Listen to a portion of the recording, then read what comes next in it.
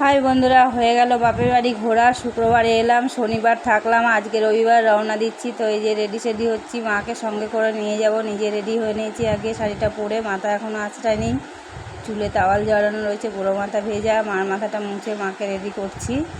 এদিকে নয়নাকেও রেডি করা হয়ে গেছে, এরপর নিজেরাও রেডি হই, এবার খাবার খেতে হবে। আমার 3টে দাদা বলেছি আগেই, তো 2 দাদার ঘরে খাওয়া হয়েছে, ছোটদার ঘরে খাওয়া হয়নি। তো আজকে লাস্ট ওর ঘরে খেয়েই রওনা দেবো। তো এই যে রেডি সেডি হয়ে আমরা বাইরে একটু দাঁড়িয়েছি হাওয়ায়। মেঘলা মেঘলা ওয়েদার, আজকে খুব সুন্দর ঠান্ডা ওয়েদার।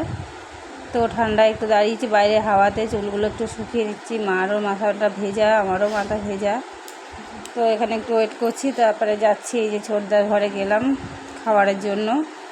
তো সকালের খাবার যেহেতু বেশি কিছু না, জাস্ট চিকেন আর ভাত। তো এই যে দেখো, খুব সুন্দর চিকেন রান্না হয়েছে। চিকেন দিয়ে ভাত খেয়ে রওনা দেব। এদিকে গাড়ি বুকিং করেছি, কারণ মাকে নিয়ে যাব, ওই জন্য গাড়ি বুক করেছি। আমরা তো ট্রেন জার্নি করে এসেছিলাম আসার দিন। এবার ওয়েট করছি খাওয়া দাওয়ার পর গাড়ির জন্য। এই যে গাড়িও এসে গেছে, এবার উঠে পড়ছি আমরা গাড়ির মধ্যে। গাড়ি রিজার্ভ করে গেলে কি কষ্ট হবে না, হলে আমার চাকদা থেকে ব্যান্ডেল, চাকদা থেকে নৈহাটি, নৈহাটি থেকে ব্যান্ডেল যেতে ভীষণ হাঙ্গামা। আর মা যেহেতু বয়স হয়ে গেছে, অসুস্থ মানুষ, ওনাকে নিয়ে অত ট্রেন জার্নিটা ভালো হবে না, ঠিক হবে না, তাই জন্য গাড়ি রিজার্ভ করে নিলাম। এবার এই যে আমরা রওনা দিয়েছি, যেহেতু সবসময় আসি না, তো আজকে রওনা দিয়েছি বাড়িতে যাচ্ছি জন্য।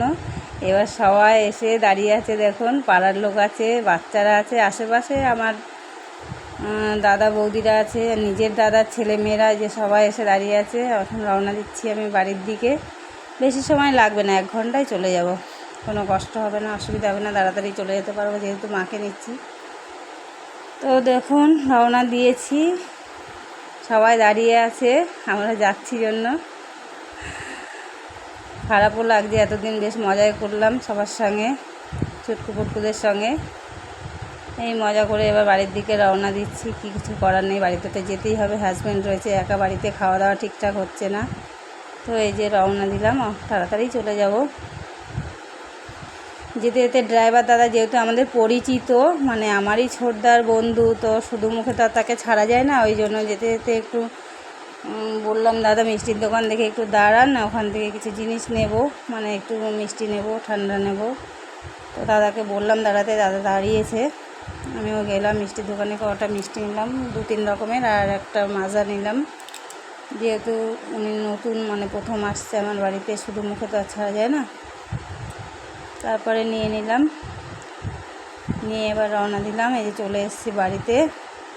ভীষণ গরম, যতই গাড়ির মধ্যে থাকি না কেন, ট্রেন জার্নি হয়নি ঠিকই, কিন্তু গরমে কষ্ট না হলে, হাওয়াতে চুল কাকের বাসা হয়ে গেছে, একদম পাগলি হয়ে গেছে। মাথার অবস্থা কি দেখুন, পাগল পাগল হয়ে গেছি। একটা ব্যাডিং নিয়ে গেছিলাম, আর 3-4টে ব্যাডিং এসছে। যাই হোক, এই যে গাড়ি আমার বাড়ির মোড়ের মাথায় দাঁড়িয়েছে। আমার বাড়ির গলিটা একটু সরু, ওই জন্য গাড়িটা আর গেল না পুরো গেট অবধি।